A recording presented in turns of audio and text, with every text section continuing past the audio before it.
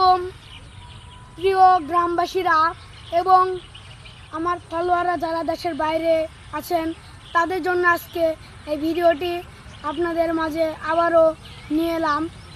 তো আপনারা খুব ভালো করেই জানেন কয়েকদিন হলে খুব জোরে বৃষ্টি হচ্ছে, তার ফলে মানুষ অনেক মাছ ধরার পদ্ধতির জিনিস কিনে বাড়িতে থুয়ে দিয়েছে, কিন্তু এই যে দেখুন ফেলেও থুয়ে দিয়েছে।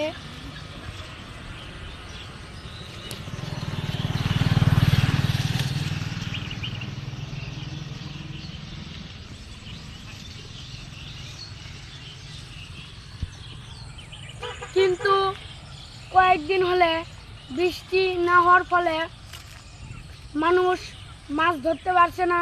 আপনাদেরকে একটি জাল দেখাবো খুব দামি, সেটাও ফালাতে পারছে না। তো চলুন, তো দেখুন বারকিউ ঘরের চালের উপরে তুলে দেওয়া রয়েছে, তারপর এই জালটাও উপরে তুলে দেওয়া হচ্ছে, যেটা খুব বেশি পানির মধ্যে ফালাতে হয়।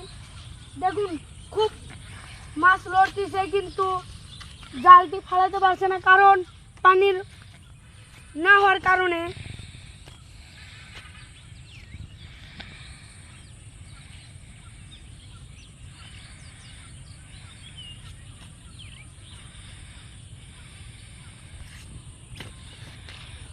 তো আপনারা আল্লাহর কাছে দোয়া করবেন যেন বৃষ্টি পানি হয়। আর যদি দোয়া করেন তাহলে কমেন্টে অবশ্যই লিখে যাবেন যে ভাই আমি আল্লাহর কাছে দোয়া করেছি। তো আসসালামু আলাইকুম গাইস, আপনাদের মাঝ থেকে আমি বিদায় নিচ্ছি।